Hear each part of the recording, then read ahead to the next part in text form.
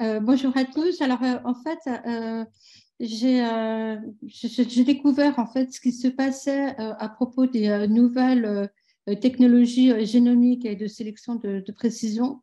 Et j'ai trouvé que ça avait des incidences très, très importantes sur les végétaux notamment. Et les végétaux poussent dans la terre. Et donc, du coup, ça va avoir des incidences sur la transterre. Voilà comment, en fait, je raccroche en fait, mes propos par rapport à ma présentation. Donc, je trouve que, en fait, on l'a fait dans toutes les présentations, il faut voir ça dans un écosystème global. C'est fondamental et ne pas saucissonner en fait le secteur de l'animal, de l'humain, des végétaux et de la terre. Voilà, donc ça c'était un élément. On a aussi beaucoup parlé, beaucoup de l'air et un peu de la mer, mais je pense aussi que c'est très très important de voir ce qui se passe sur Terre pour pouvoir aller dans le sens de la réflexion. Alors, en fait, je vais vous faire une présentation euh, avec la Transterre. Donc, en fait, je vais vous expliquer ce qui est en train de se faire actuellement. Hein. C'est un sujet de grande actualité. C'est actuellement que ça se présente par rapport aux nouvelles technologies génomiques sur les plantes, sur les végétaux. Et par rapport aux technologies de sélection qui sont sur les végétaux et les animaux.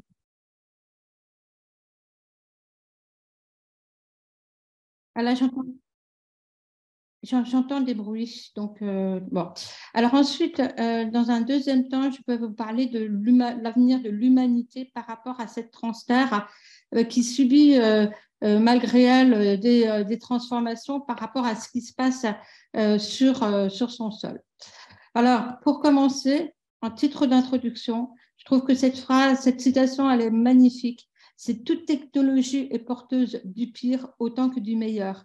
Donc, vous voyez, en fait, l'important, c'est de pouvoir réfléchir collectivement sur jusqu'où on peut aller dans le progrès, mais aussi jusqu'où on doit arrêter pour pouvoir protéger la transterre.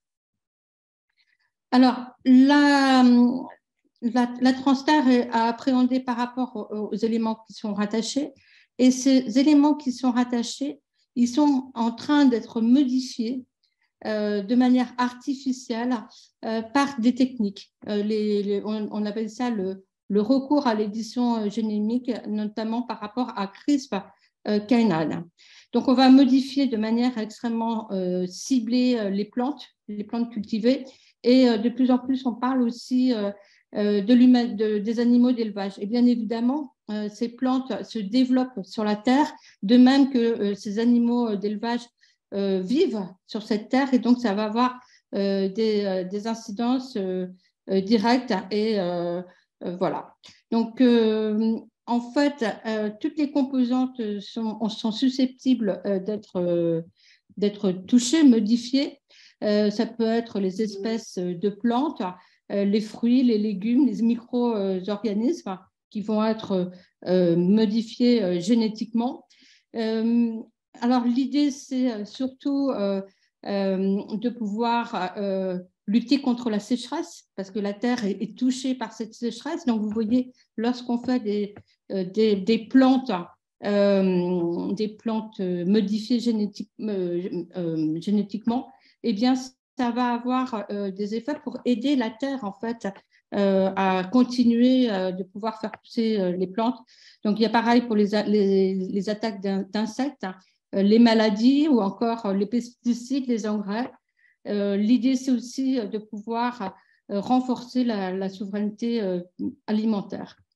Ça va même plus loin puisque on crée des plantes pour pouvoir qui sont modifiées et qui vont avoir des finalités de santé. Et bon, c'est aussi lorsqu'on fait ces plantes, ça va aussi toucher la transstar. Alors, on a bien sûr des nouveaux modèles d'animaux qui sont modifiés de par leur génome, de même que l'humain. Nous avons connu d'un point de vue international ce qui se passait au niveau de Nana et Lulu en Chine. Alors, ces nouvelles technologies génomiques, toute la question, c'est à la fois toutes les potentialités positives, comme je vous l'ai expliqué, parce que ça peut être des réponses aux transformations environnementales, aux enjeux commerciaux ou encore à la lutte contre la maladie. Donc, c'est très, très positif d'aller dans cet axe en matière de recherche et d'innovation, mais ça peut aussi créer potentiellement des dangers. Par exemple, les mutations hors cible sur les espèces, mais aussi la Terre qui va être transformée. Par exemple, lorsque la Terre reçoit ces fameux végétaux sur son sol, eh bien, elle va elle-même évoluer et ça peut avoir aussi des incidences par rapport aux champs de proximité. Alors, les nouvelles technologies génomiques ont un statut flou. La question a été posée de savoir si on devait les intégrer de par les OGM classiques ou pas. A priori, aussi bien l'Europe que les pays anglo-saxons, et notamment le Royaume-Uni, considèrent qu'il faudrait faire un statut à part. Alors, ils veulent faire un statut à part. Pourquoi? Parce qu'on a eu une décision de la CJUE en 2018 et lors de cette décision, les juges ont dit que tout ce qui était nouvelle technologie génomique devait être considéré comme des OGM. Alors, par exemple, en France, on a dit, ah ben oui, c'est très, très intéressant, c'est bien parce que ça protège, mais après, il y a eu des avis contraires où on a dit que de par cette jurisprudence, eh bien, il y avait un recul significatif des recherches qui sont menées sur les végétaux génétiquement modifiés, voilà, et qu'il fallait essayer plutôt de trouver un statut à part. Donc, voilà les statuts. Alors, le statut, il est en pleine recherche au niveau de l'Union européenne, puisque tout d'abord, l'Union européenne a demandé à la Commission de réaliser une étude. Ensuite, il y a eu vraiment les différents États membres qui ont été consultés. Il y a eu vraiment des recherches aussi de par tous les États. Et donc, a priori, la Commission européenne est prête à faire un texte. Soit ça va arriver en principe fin juin ou au mois de juillet. Donc, vous voyez, c'est en plein dans l'actualité. Alors, la France s'est vraiment positionnée sur le sujet. On a une multitude plutôt des rapports importants qui ont été faits. Alors, avant la demande de la Commission et après la demande de la Commission, par exemple, vous avez le comité technique permanent de la sélection des plantes, vous avez le Haut Conseil des biotechnologies sur les nouvelles techniques, vous avez l'avis du comité consultatif national d'éthique. Donc, vous voyez, il y avait déjà des réflexions sur le cadre. Et ensuite, il y a eu des avis, après la demande de l'Europe, il y a eu des avis qui ont été rendus vraiment très récemment, par exemple l'Académie de technologie le 15 février 2023, ou encore le Conseil économique et environnemental en février 2023. Alors, je ne peux pas vous résumer tout ce qui se dit, mais en fait, la France a l'air plutôt favorable de prévoir un statut particulier pour ces végétaux qui sont créés avec les nouvelles techniques génomiques. Mais en fait, ils disent quand même qu'il faut faire extrêmement attention et qu'il faut recenser les effets négatifs et faire des recherches, des suivis. Donc, c'est plutôt favorable. Alors, là, au niveau du Royaume-Uni, alors là, ça va encore plus loin parce que le Royaume-Uni vient de sortir très récemment un texte où, en fait, il tend à élargir les nouvelles technologies de sélection de précision. Ce n'est pas la même terminologie, mais on a recours à l'édition des gènes. Et là, on va sélectionner en fait les cultures les plus résistantes, par exemple, pour éliminer les pesticides, les antibiotiques. Donc, vous voyez, ça va avoir des effets sur la terre. Alors là, ils sont très, très favorables. Ils disent qu'il n'y aurait aucun effet par rapport à ces manipulations, que ça se rapproche de ce qui se fait traditionnellement, mais ça accélère par rapport au temps. Toutefois, ils prévoient quand même des espèces de démarches de précaution avec des organismes de suivi. Alors, toute la conséquence de cette ouverture anglo-saxonne, c'est que, en fait, c'est positif, enfin, c'est fait pour le Royaume-Uni, mais il y a beaucoup de réticences, notamment de la part de l'Écosse, qui refuse catégoriquement de suivre ce texte, mais néanmoins, ça pourra quand même avoir des effets sur cette région d'Écosse, puisque dans le nouveau texte qui est fait par le Royaume-Uni, eh bien, il n'y aura pas d'étiquetage. Donc, vous voyez, il va y avoir des cultures ou des animaux qui vont être génétiquement modifiés par CRISP, etc., et du point de vue du génome, et il n'y aura pas de transparence, donc on ne saura pas du point de vue de l'étiquette si c'est un produit qui est ou pas modifié. Alors, bien évidemment, ça pose des questions sur l'avenir de l'humanité à l'épreuve de la transterre. Les États doivent porter absolument la responsabilité de leur choix. On en a parlé tout le temps, toute la journée, sur la responsabilité indispensable que les États doivent prendre par rapport aux choix qui sont faits. C'est d'autant plus important que, certes, il y a des avantages très, très importants par rapport à ces végétaux et par rapport à ces animaux qui sont modifiés. Mais toutefois, il y a beaucoup de marge d'incertitude. Aujourd'hui, on a beaucoup parlé de l'incertitude de ce qui était en train de se faire. Et là encore, il faut faire extrêmement attention. Donc, par exemple, des incertitudes sur les mutations hors cible et incontrôlables et indiscernables des végétaux et des animaux. On ne sait pas trop ce que ça va devenir. Voilà. Alors, certes, il y a quand même des recherches qui permettent de pouvoir suivre à peu près, mais malgré ça, il y a quand même des marges d'incertitude.